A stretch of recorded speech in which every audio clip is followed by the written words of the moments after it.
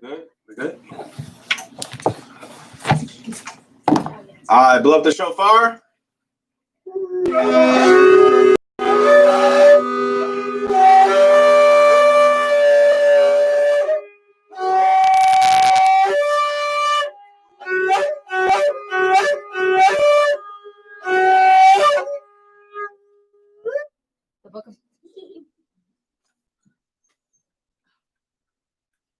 The book of Deuteronomy, chapter 6, verse 4. Hear, O Israel, the Lord our God is one Lord.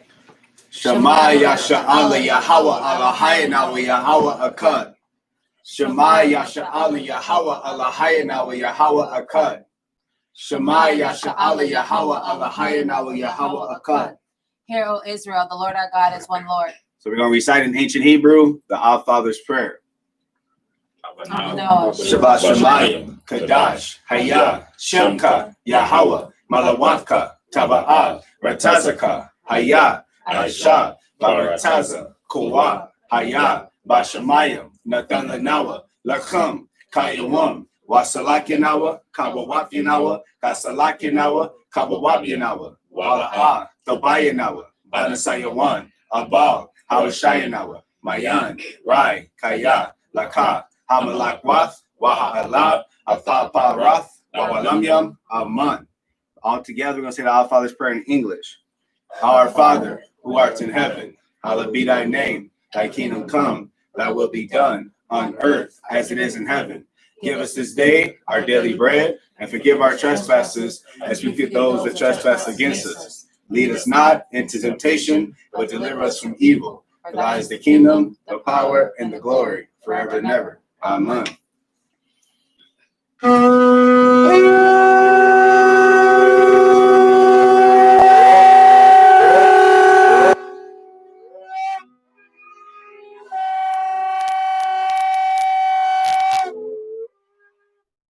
Hallelujah.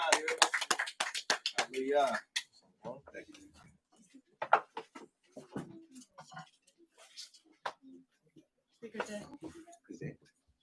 Power on.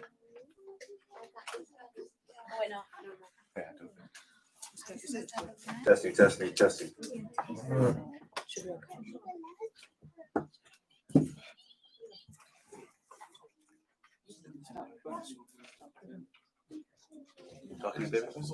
Shalom.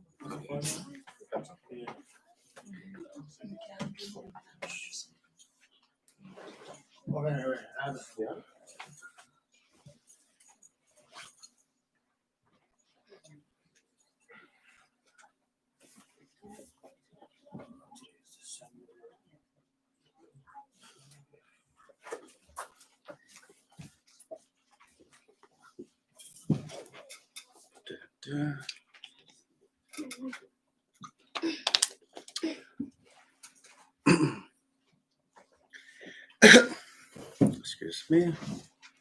Be like that. Okay. Okay, you can leave it like that. No. Pull this back towards us a little bit.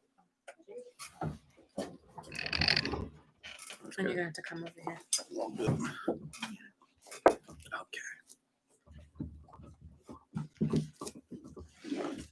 Okay, family. Happy Sabbath. Happy Sabbath. Happy Sabbath. Happy Sabbath. Happy Sabbath.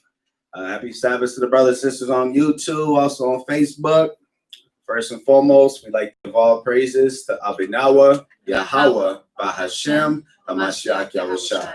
So we give all praises to the God of Abraham, Isaac, and Jacob. We say Yahweh in the Hebrew, in the name of the anointed Savior, Hamashiach Yahushua, who the world calls Jesus Christ.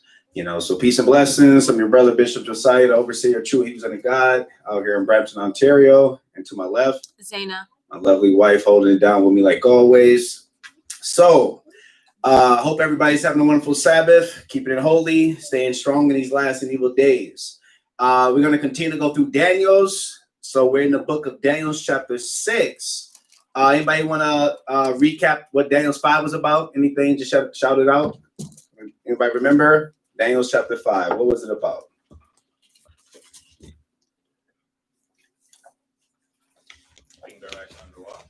Writing on the wall. Okay. The different kings. Okay, different kings.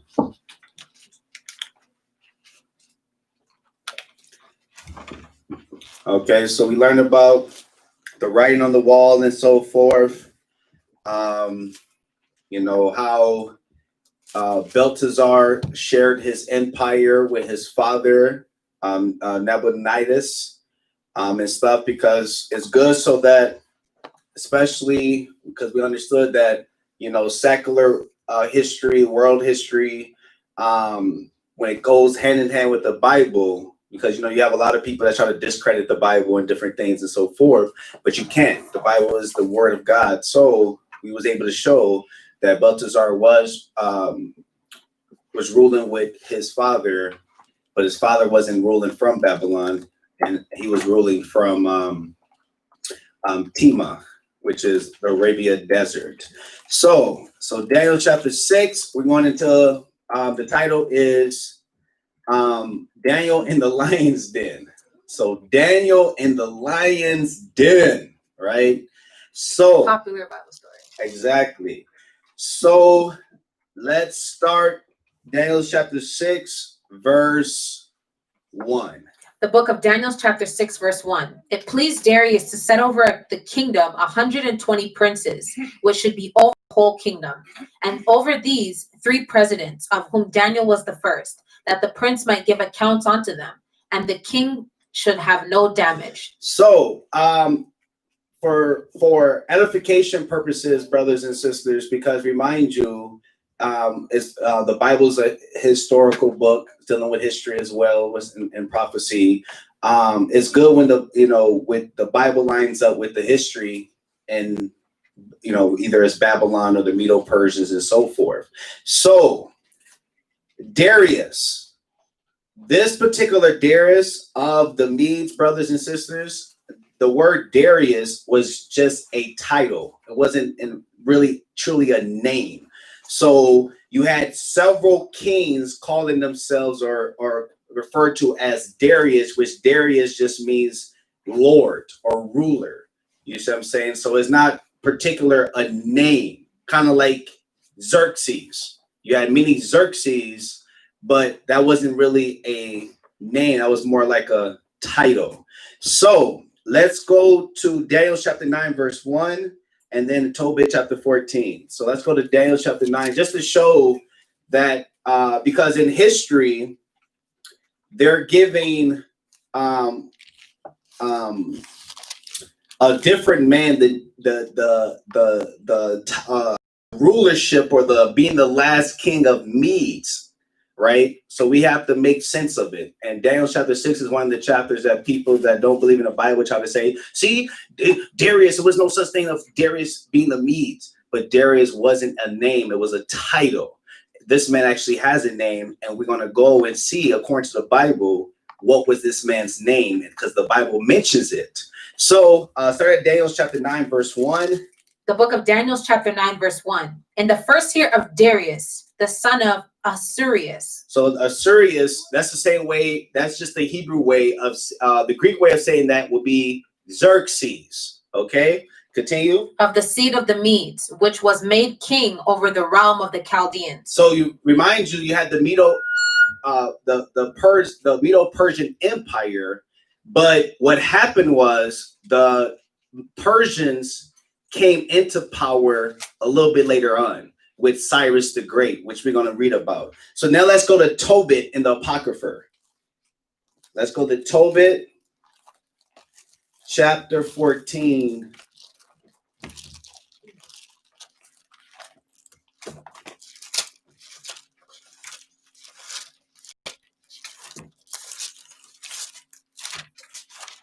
So Tobit chapter 14, verse 14 and 15.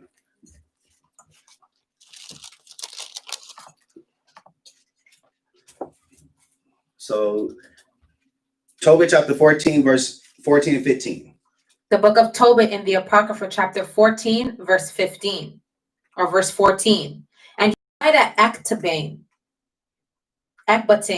in Media. So Ecbatane was the capital where the Medes was ruling, right? Continue. Being 107 and 20 years old. This is talking about Tobit, right? Continue. But before he died, he heard of the destruction of Nineveh, which was taken by Nebuchadnezzar of Assyria. And before his death, he rejoiced over Nineveh. So Tobit was able to witness the fall of the Assyrian Empire because the Assyrians was ruling at that time. And who took down the Assyrian Empire? Nebuchadnezzar and who? Osiris, which Osiris is just another, that's just the Hebrew way, or the Greek way will be like Xerxes. So that's just a title. That's not really a name. So keep in mind that Xerxes, you'll see different ways of spelling it, was the person that was responsible of taking down the Assyrian. So when you look up secular history, world history, you will see that Nebuchadnezzar, along with let me see, the I don't want to mess up the name. You know, I'm not the best with names. Go back to that. This right here. 1 second. Give me 2 seconds. Okay. I don't want to mess up the name, but the spelling is C-Y. So it's Cyaxares. Cyaxares. C-Y-A-X-A-R-E-S. So he is who the Bible is referring to as Assyrius. His son, which we're going to show, now go to Bel of the Dragon. So when you go into the history and then you link it up with the Bible, it makes perfect sense. So Darius wasn't really the name of the guy, but the name of the guy was, let's find out, Bel of the Dragon, chapter 1, verse 1 and 2. So you're pretty much saying, just to recap, Ahasuerus, what you're reading in the scriptures, name is actually Cyaxares. Exactly. So read Daniel 9:1 again. In the first year of Darius, the son of Ahasuerus, of the seed of the Medes, which was king over the realm of the Chaldeans. So and Daniel chapter 9 is saying the Hebrew way of saying it, but the Greek way would be Xerxes. So, but his name would be Cyrus. Say that again, maybe. Cyaxares, right? So let's see who was the last king. So Cyaxares had a son, and his son, according to history, would have been the last king of the Mede Empire before it became the Medo-Persian Empire. So his son, let's find out his name. So Bel of a Dragon, chapter 1, verse 1. Bel of the Dragon, right after Susanna or Ecclesiasticus. So Bel of the Dragon. It's not right after that. It's after Susanna. Or okay. It's before Maccabees, around there. Right after Susanna. Oh. Yeah. It's right after Susanna. Yeah. You see how that's weird though. It's saying Ecclesiasticus. But that's actually Baruch. The way my Bible is crazy. So yeah, Bel of the Dragon, chapter 1, verse 1 and chapter 1, verse 1. The book of Bel and the Dragon, chapter 1, verse 1. And King Astyages. So Astyages is what the secular world is giving the credit to being the last king of the Medes before Cyrus the Great, was actually his grandson, took over and became the Medo-Persian Empire. So Astyages, read that again. Was gathered to his fathers, and Cyrus of Persia received his kingdom. Cyrus of Persia received this kingdom. So that's when they formed the Medo-Persian Empire. So at first, the Babylonians was ruling in power and so forth with Nebuchadnezzar and so forth, and the Babylonians and the Medians was intermarried with each other, and then Babylon fell and so forth, and now you have the Medes kind of in power in a sense, and then Cyrus the Great comes into power, which forms the Medo-Persian Empire. So now let's go back to Daniel chapter 6. So Astyages, is I'm pronouncing that right? Astyages was the last king of the Median Empire from 558 BC to 550 BC. And he was the son of Cyrus. Thank you, my queen. He was dethroned in 550 BC by Cyrus the Great, his grandson. I'm not gonna go too much in history with that. If other people want to know more history and so forth, we can talk about it. But so Darius is the title. His name was Astyages. That was Darius, just a title which means Lord. So Darius, it was the last king of Mede called Darius. It was Astyages. So the problem is that in history they don't show a king ruling by that name, Darius, not for the Medes, So, but they have Astyages, but we just found Astyages is in the Bible. In the Apocrypha. And the Apocrypha. You see, if you don't have the Apocrypha, now it's very hard to prove your case if somebody come up and say, hey, but Darius was never a Mede of the last king. And you be like, oh, shoot, what can I do?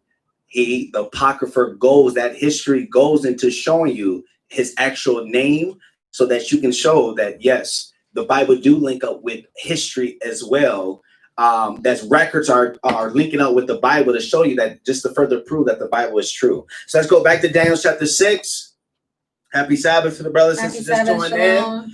So we're just showing that Darius wasn't his true name; it was Astyages. We just proved that with Bell of a Dragon, chapter 1, verse 1, to show that he was the last king of Media, and then they formed the Medo-Persian Empire. And Cyrus the Great, which the Medo-Persians was related, they intermarried within each other. And Cyrus the Great was Astyages' grandson. And he didn't kill him; he just set him up, and they, as a ruler, one of the rulers, and they formed the Medo-Persian Empire. So let's go to Daniel chapter 6, verse 1. It pleased Darius to set over the kingdom 120 princes, which should be over the whole kingdom. You see, so one of his Astyages was one of those leaders that he set up. Continue. And over these 3 presidents, of whom Daniel was first. Did it go up? Oh, okay, go ahead. I can talk. And over the 3 presidents, of whom Daniel was first, that the princes might give accounts unto them, and the king should have no damage. Then this Daniel was preferred above the presidents and princes, because an excellent spirit was in him. And the king thought to set over him the whole realm. You see, so Daniel set up, we're going to refer to him as Darius, just for brothers and sisters to understand. It's dead. Don't worry about it, brother. Yeah, it's dead. So we're just going to refer to him as Darius, which just means Lord.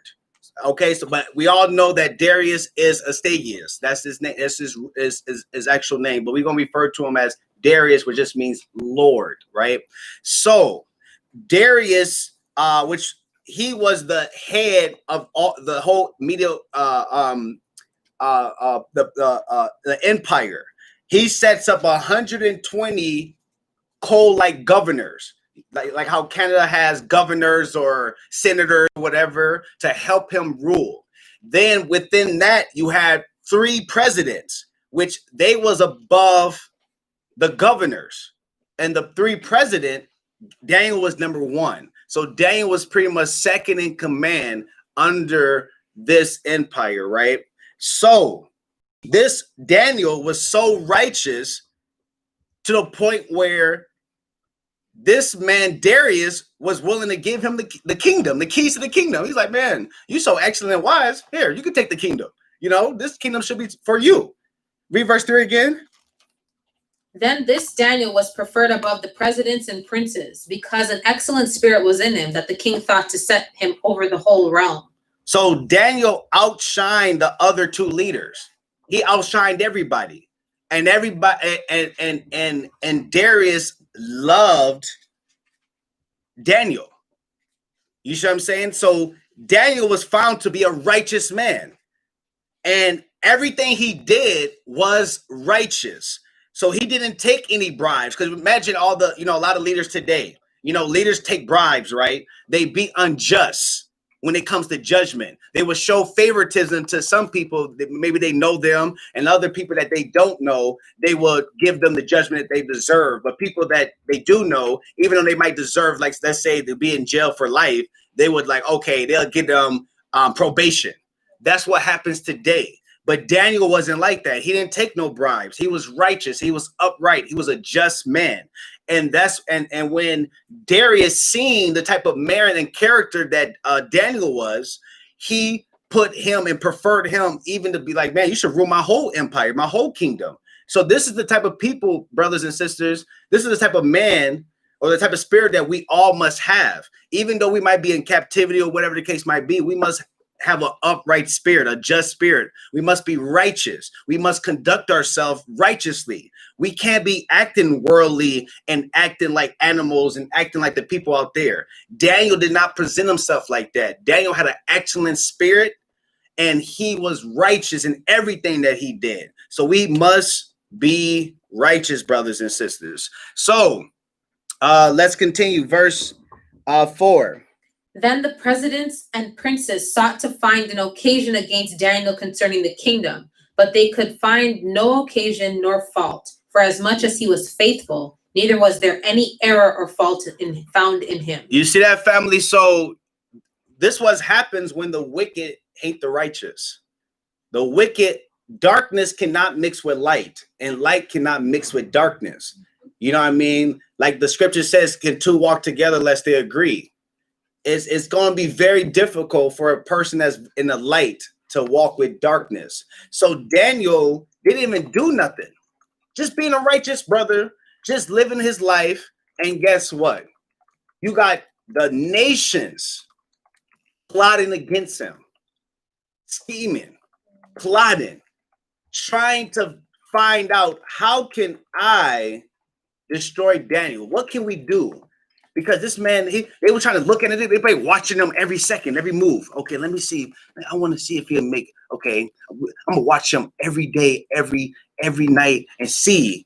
I'm pretty sure he's gonna act. I'm pretty sure he take bribes. I'm pretty sure he's doing some type of wickedness. He can't just be this perfect. He can't just be this righteous. Let me see. And when you're wicked, when the wicked, try to attack you or try to persecute you or want to shed your blood, they would do any means necessary. So we have to think about it today, brothers and sisters. When you come into the truth, people would try to find fault in every single thing that you do. Sometimes even your family and your friends, they will look at you. They will try to find fault because they see you transitioning from that righteous, from a person being in the world to being a righteous person. So they're looking for things that you're doing to make a mistake so that they can say, yup, I knew she was lying. I knew he wasn't in the truth. Talking about you're Israelite, he keep the laws of God. You sinning. So your family, your friends, and people around you will be looking at you because they knowing that you claim to be following God and so forth. So they would look to see, okay, is she really about that life? Is he really about that life? Or are they pretending? That's why we must present ourselves righteous every single day, not just one day a week. Let's continue. Verse 5. Then said these men, we shall not find any occasion against this Daniel, except we find him against concerning the law of his God. You see, so they understood that was the way to get Daniel, by trying to see, okay, what can we do? We know he loved his God. So let's go to Proverbs 29 real quick. Proverbs chapter 29, verse 27.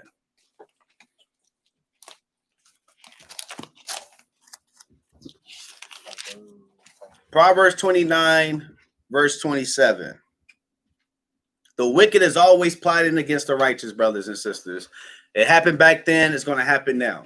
So Proverbs 29, verse 27. Read that, my queen. The book of Proverbs, chapter 29, verse 27. And the unjust man is an abomination to the just, And he that is upright in the way is abomination to the wicked. So how Solomon wrote Proverbs, right? One of the wisest king ever. He's letting you know, how in the world can the dark mix with the light? When you're righteous, you're not going. You can't stand to be around wickedness.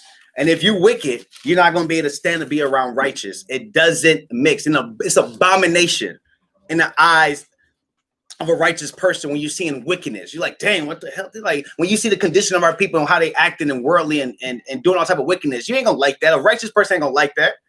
But if you wicked, you're gonna be like, oh, that's cool. You know, that's nice. That's cool to do that. You're gonna be okay with the wicked stuff that's going on in the world. You're gonna be okay with girls shaking their butt on YouTube. You're gonna be okay with people smoking and weed and all this stuff. You ain't gonna want to surround yourself with that mess if you're a righteous person. You see what I'm saying? Because dark don't mix with light, and light can't mix with dark. But a lot of people, we're in between. We're in the middle. We're lukewarm. You can't be a lukewarm Israelite. The Lord's not looking for a lukewarm. You know what's going to happen to the lukewarm? He's going to spew you out of his mouth. That pretty much means you're finished. You're destroyed. You either be hot, 100% in the truth, or 100% cold. You can't serve two masters. You can't play the fence. You can't ride the fence, brothers and sisters. So see the character and see how he act even in the captivity. You see what I'm saying? He's still being righteous. He could have easily took bribes. He could have easily made a little money on the side. He could have easily robbed the people, but he didn't. He stayed righteous. What did that show us? We must do the same. We can't be taking bribes. We can't be robbing people. We can't be doing all these different wickedness. That's an abomination. So let's go back to Daniel chapter 6. The book of Daniel, chapter 6, verse 7. Wait, do we do 6? Verse 6. Then these presidents and princes assembled together to the king and said thus unto the king, King Darius, live forever. All the presidents of the kingdom, the governors and the princes, the counselors and the captains have consulted together to establish a royal statute and to make a firm decree that whosoever shall ask a petition of any god or man for 30 days, save thee, O king, he shall be cast into the lions, he shall be cast into, my Bible's written weird, the den of lions. So they pretty much made a decree, pretty much saying they plotted against Daniel. They understood that Daniel only was worship the Most High Yahweh, the God of Abraham, Isaac, and Jacob. He ain't gonna worship nobody else. So it was a 30-day decree saying you can't worship nobody but the King Darius. You have to worship him as the king. So all these different came together. We don't have to get into it, but Psalms 83 talks about it. How all the nations it comes against Israel and say what? Let us cut them off from being the people, that the name of Israel would be no more in remembrance. So that's why the majority of us, we didn't know who we are. We our true nationality, who we are, because all the nations are conspiring against us, and they're plotting. The United Nations, they're plotting to see how can we destroy the children of Israel? How can we distract them? Oh, give them BET. Oh, let's promote wickedness. Let's promote homosexuality. They're coming up with all these strategies, and there's a reason why the Jewish people owns BET now. It's a reason why they own the media. It's a reason why the Jewish people own Hollywood. Because they're the one that's pushing, they own the music industry. So they're pushing that satanic vibration to our people so that we be so distracted to not even wake up to who we are, because we're so distracted on Nicki Minaj or whoever the hot person, Drake, or whoever the hot person today, right? That's their main goal, to plot against us. Don't allow your enemy to win. You see what I'm saying? You have to be wise enough to see their plotting, scheming, and be like, okay, I ain't gonna fall for that. But many of our people will fall for that trap. Continue, my love. Verse 8. Now, O king, establish a decree and sign the writing, that it be not changed according to the law of the Medes and Persians, which altereth not. Wherefore King Darius signed the writing and the decree. Now, when Daniel knew that the writing was signed, he went into his house, and his windows being opened in chambers towards Jerusalem, he kneeled he kneeled upon his knees 3 times a day and prayed and gave thanks before his God as he did aforetime. So while everybody else was willing to worship the God, pray to him, call upon him, right? Daniel chose not to, because what in the book of Acts chapter 5 verse 29 says we ought to obey God rather than men. So Daniel, he didn't change his routine. He went to doing his thing. He went back, his windows open. He faced Jerusalem. That's why we face east when we pray. He faced the motherland, and he prayed just like it was a regular day, where everybody else is afraid to pray to their God, or to afraid to do that. Daniel wasn't. So we have to understand, brothers and sisters, whatever's about to come on this earth, whatever rules and regulations that they about to establish on this earth is going to be similar. They're going to have some tough laws, but guess what? We have to be discreet. We have to make sure that we do things righteously, but still fearing God, but do it using wisdom. You see what I'm saying? So we have to make sure that we still fear the Most High. And even though they're saying you can't do this, you can't gather, you can't do this and all this stuff, we still have to use wisdom and everything, because the Sabbath is a holy gathering. That's a commandment. So are we going to fear God, or are we going to fear men? I'd rather fear God. You see what I'm saying? That's what Daniel did. He feared God. He didn't care about the consequences. Don't care about the consequences when you're doing righteousness, because the Lord will always protect his children when they're doing righteous. And we're going to find out. Continue. Verse 11. Then these men assembled and found Daniel praying and making supplication before his God. Then they came near and spoke before the king concerning the king's decree. Hast thou not signed a decree that every man that shall petition of any god or man within 30 days, save thee, O king, shall be cast into the den of lions? The king answered and said, the thing is true, according to the law of the Medes and the Persians, which altereth not.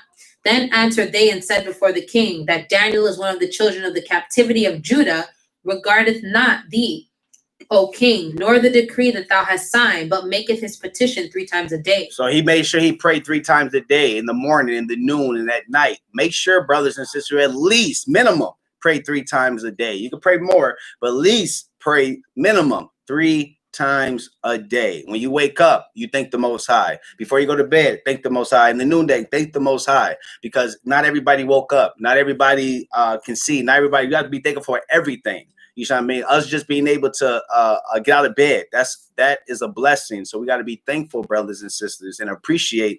You know, we might not have all the money in the world like we wish we had, and like, man, I wish I was this and I wish I was that. But no, be thankful for what the Lord bless you, and appreciate. You know what I mean? Because best believe we have a lot more than a lot of other people. A lot more people are suffering a lot worse. So just be thankful. Con, let's continue. Then the king, when he heard Oh, wait. I was gonna say I could just see all the nations coming up and telling on Daniel. Hey, it was like running to the king. Hey, king, Daniel's out there praying.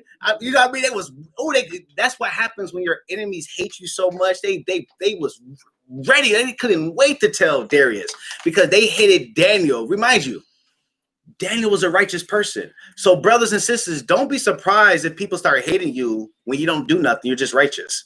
That's the only thing you did. That's the only crime you did. Like Christ was just being righteous. That's the only thing you did. And they killed Christ for it. They killed John the Baptist for it. They killed a lot of the prophets. Why? They was being righteous. It wasn't because they was taking bribes, because they was murdering people and doing this. The righteous is always persecuted. But guess what? There's a great reward for what we go through. Continue to be righteous. Con, let's continue. 14, or is it 13? 14. Then the king, when he heard these words, was sore displeased with himself, and he set his heart on Daniel to deliver him, and he labored till the going down of the sun to deliver him. Then these men assembled unto the king and said to the king, know, O king, that the law of the Medes and Persians is that no decree nor statute which the king established may be changed. Then the king commanded, and they brought Daniel and cast him into the lion's den. Now the king spoke and said unto Daniel, thy God whom thou servest continually, he will deliver thee. Brothers and sisters, Daniel was so righteous, the king didn't even want to do it. The king was plotting. The king was thinking about what can he do to get Daniel out of this. He thought about it all night. He couldn't even sleep. This man, what can I do? And then here come these wicked people his governors and the other two presidents. Hey, king, the laws of the Medo-Persians, we don't change. You can't change it. You already put your signet upon it. The wicked always plot against the righteous.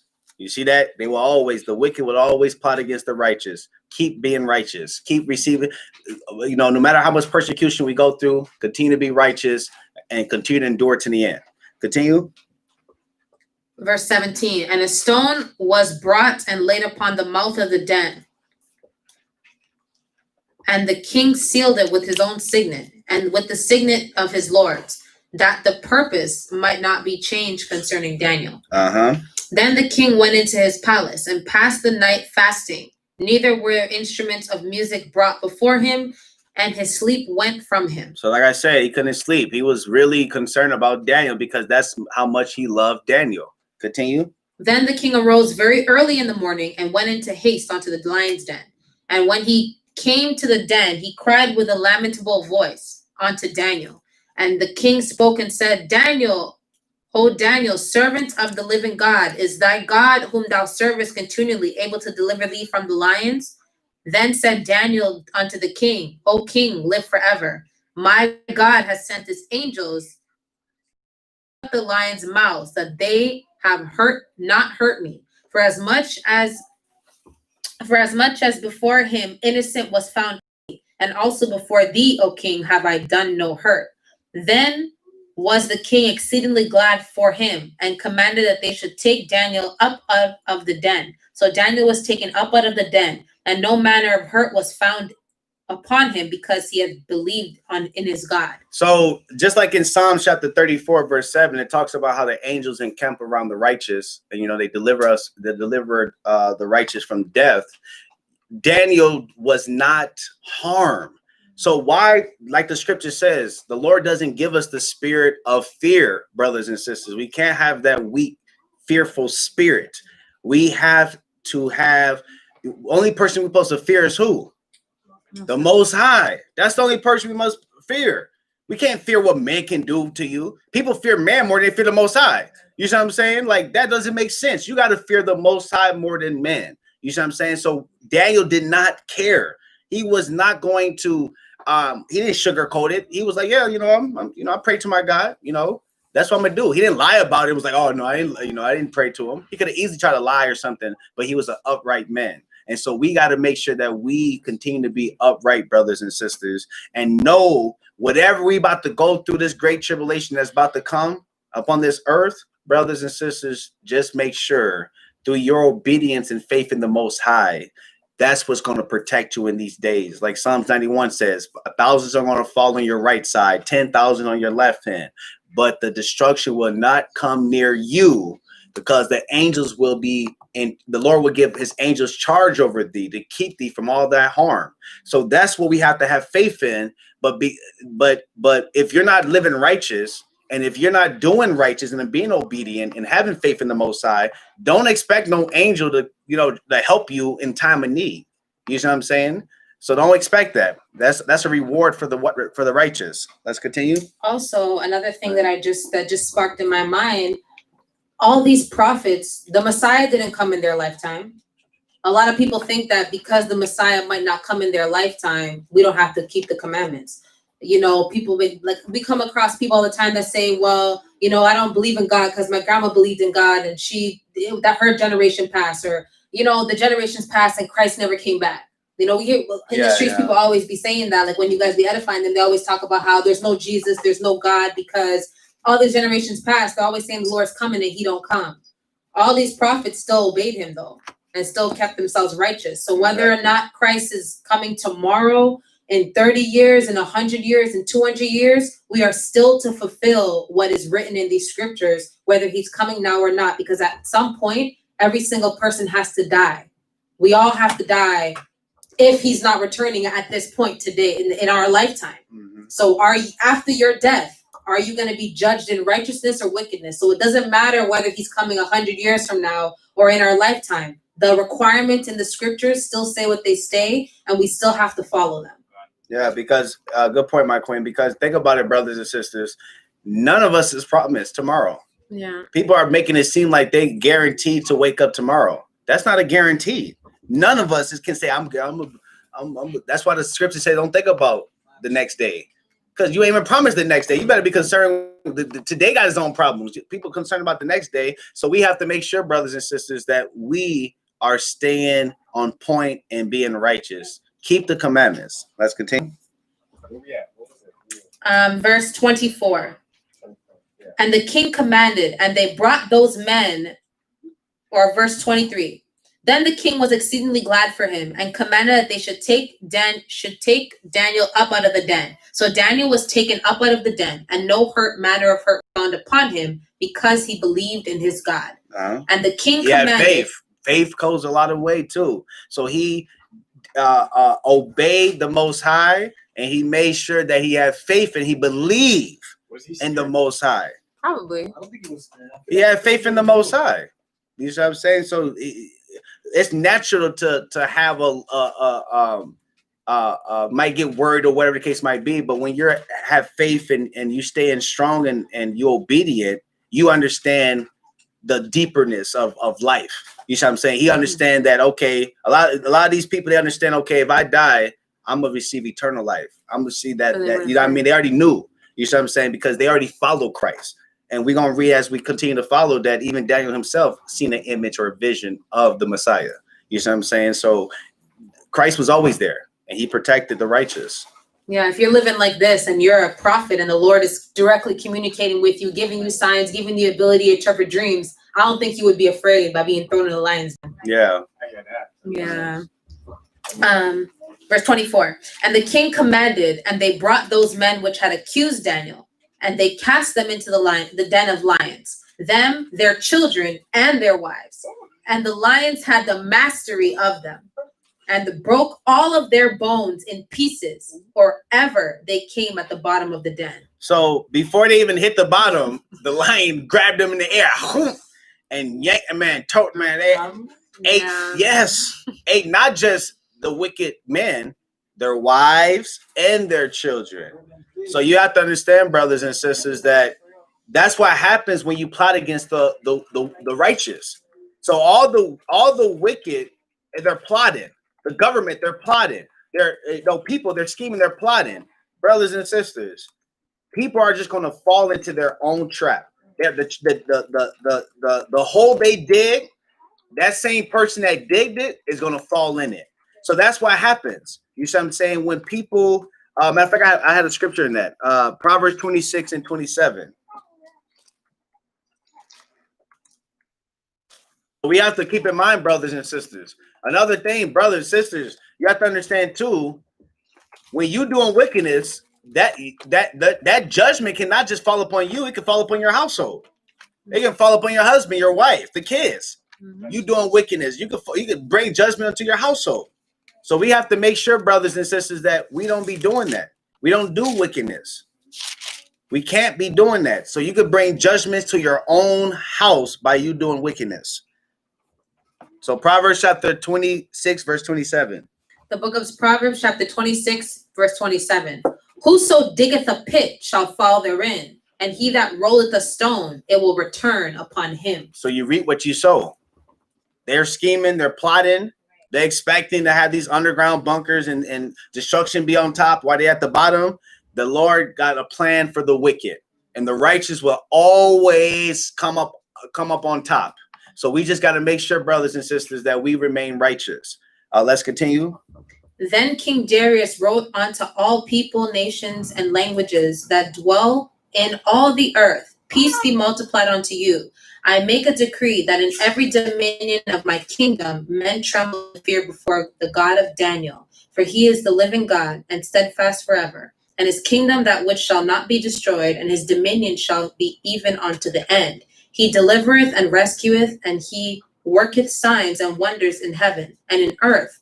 Whoso hath delivered Daniel from the power of the lions. So this Daniel prospered in the reign of Darius and in the reign of Cyrus the Persian. So Daniel was always prospering, whether it was in Babylon, whether it was under the Medes and also the Persians.